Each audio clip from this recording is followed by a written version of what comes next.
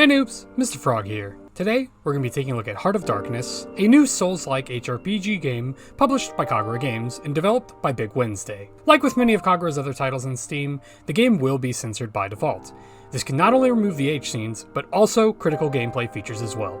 I highly recommend downloading and installing the 18+ patch from the Kagura Games website before playing. Now with that out of the way, the game opens in your typical Souls-like fashion, with a nice, juicy, lore-filled cutscene. The basic story here is that the Kingdom of Haillard was cursed with dark shadows that sent everyone into a deep despair. A maiden eventually appeared though, and absorbed the shadows into herself, thus saving the kingdom. Unfortunately though, the maiden was corrupted by the shadows, and decided to seal herself away in a sanctuary of darkness. The King of Haillard worried, though, that this would not be enough, and began to hire adventurers to journey into the sanctuary to slay her and put an end to the curse for good. After this cutscene, you will start the game as a small floating soul. From here, you can head up where you can choose from 5 different origins, each with their own unique appearances, skills, and playstyles. After selecting your character and leaving the castle, you can then head to the Doll's Repose, which will be your main hub for the game, where you can craft items, level up your characters, and of course, view plenty of H scenes. It functions pretty similar to many of the hubs featured in various Soul games, such as Firelink's Shrine and the Hunter's Dream.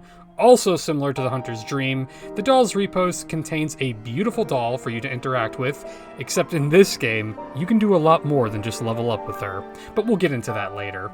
Overall, the main hub area for the game is done very well, with lots of nooks and crannies to explore, and even allows construction of additional rooms later on, such as a bathhouse where you can unlock additional H scenes. Now, on to the combat and overworld for the game. The level design in Heart of Darkness is of course very Souls-like in nature. You will come across bonfires, shortcuts, fake player messages, illusory walls, mimic chests, and of course, tough boss battles at the end of each zone. All the Dark Souls references were done exceptionally well and all feel very tasteful homages with their own unique spin, rather than just being a cheap ripoff. The game is definitely Souls-inspired, but it also is very different in the way it approaches combat. The combat in the game is your traditional turn-based RPG playstyle. Your party will consist of the adventurer you choose, as well as 2 other spirits that you can fill your party with as needed. You will start with only 2 spirits unlocked in the beginning, but more can be found through exploring. Each spirit will have their own unique abilities and playstyles as well, with some being healers, casters, tanks, etc. Boss battles are, as you'd expect, tougher than most other HRPG games, but they're also not really anything outlandishly hard either, but do be warned. Chances are, if you are getting absolutely obliterated by a boss, you're probably in an area too early, and even if that isn't the case, don't worry. Just like Dark Souls, you can always level up and try the boss again later. While exploring the sanctuary, you will also come across several NPCs. Similar to the Souls games, many of these NPCs can offer side quests, but not similar to the Souls games is that they also offer some great H scenes, so make sure to be on the lookout. On a more serious note though, the writing for some of these side quests was impressively good, and definitely some of the best storytelling I've seen in an H game period. The game even goes as far as to give each major boss their own exclusive stories and H scenes that can be unlocked by taking the boss soul to Alma at the Doll's Repose. These short stories were definitely the highlight of the game for me, containing without a doubt the best H scenes in the game, which brings us to the real content of this game, the H content. Heart of Darkness provides H content in a plethora of ways. The main method will be through interacting with the various dolls in the main hub area such as Alma and Mel. Just speak to them at any time and select Service to view the scene.